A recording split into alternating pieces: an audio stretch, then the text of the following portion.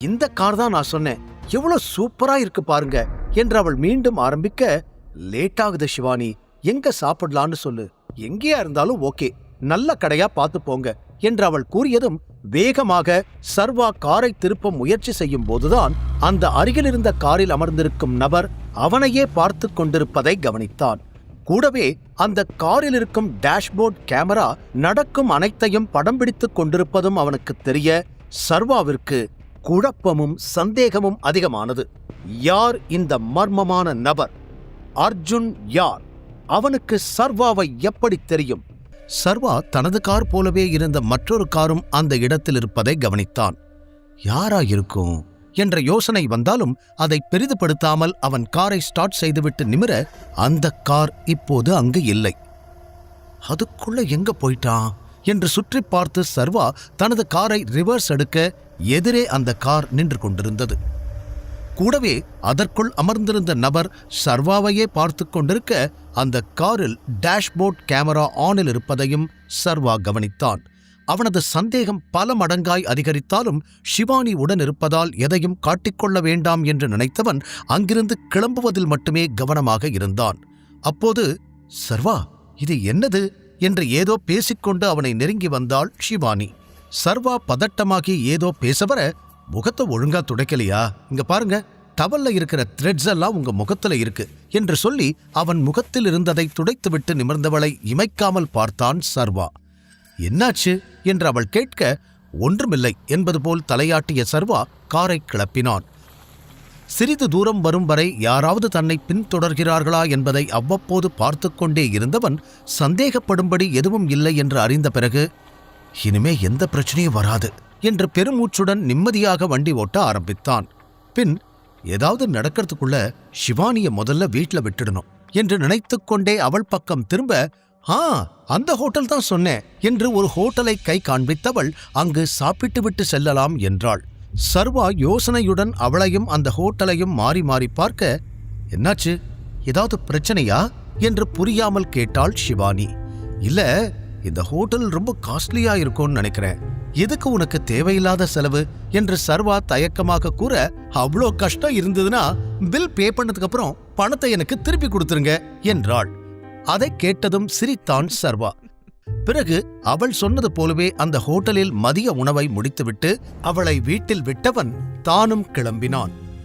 ஏற்கனவே மதியம் தாண்டி இருந்ததால் இதுக்கு மேல ஆபீஸ்ல போய் என்ன வேலை செய்ய முடியும் என்று யோசனை செய்த சர்வாவிற்கு வெகு நாட்கள் கழித்து உடற்பயிற்சி எல்லாம் செய்ததில் சோர்வாக இருந்தது.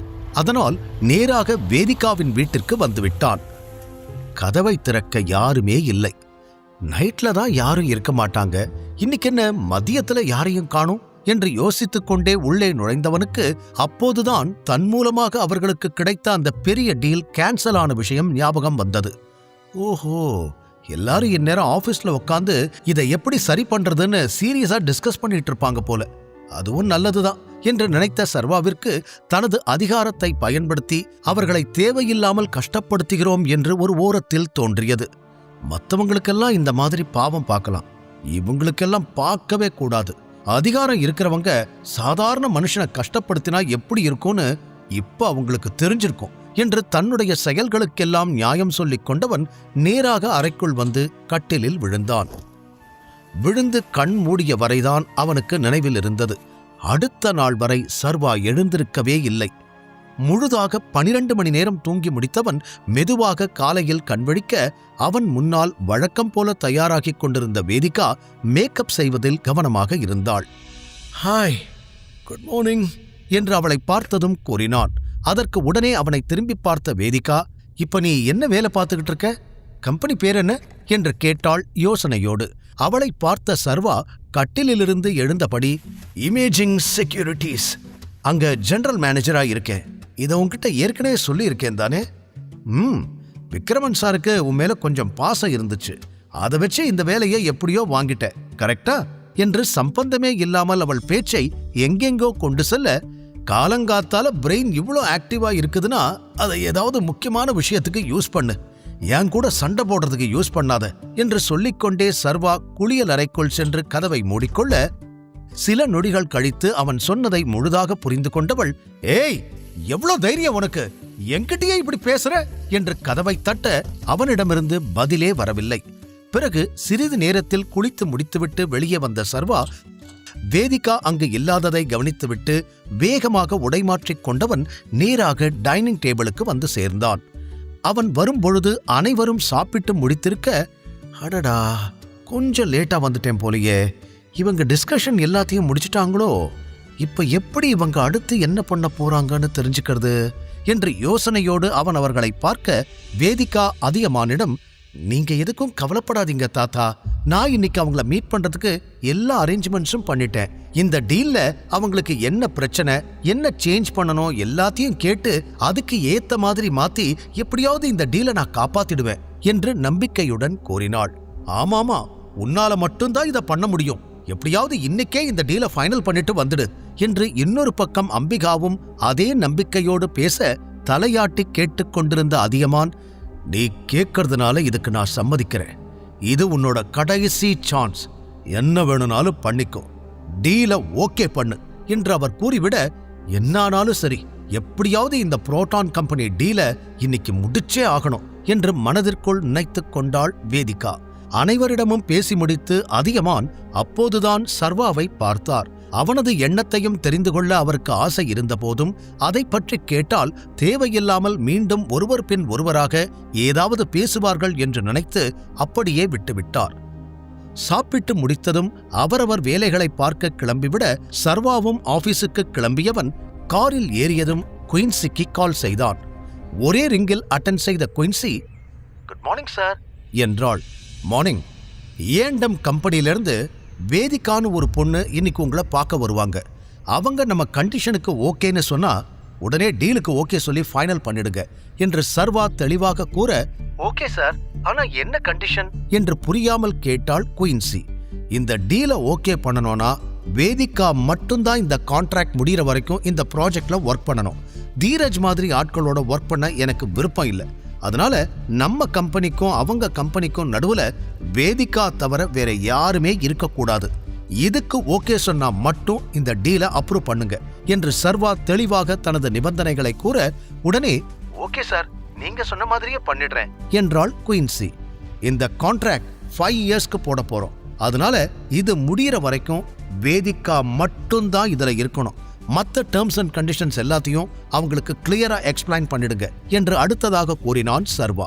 ஓகே சார், நான் எல்லாத்தையும் ப்ராப்பரா பண்ணிடுறேன், அவங்க கிட்ட எதையும் மறைக்க மாட்டேன் என்று குயின்சி வேக வேகமாக பதில் கூற, குட் என்று கூறி அழைப்பை துண்டித்த சர்வா தனது ஆபீஸ் பார்க்கிங் ஏரியாவில் காரை நிறுத்திவிட்டு கீழே இறங்கினான். அப்போது அங்கு பெரிய ட்ரக்குகளிலிருந்து மெட்டீரியல் இறக்கப்படுவதை கவனித்த சர்வா அப்படியே நிற்க, குட் மார்னிங் சார் என்று அவனிடம் ஓடி வந்த மாயா, மெட்டீரியல் எல்லாமே வந்துருச்சு சார் என்று கூறினாள்.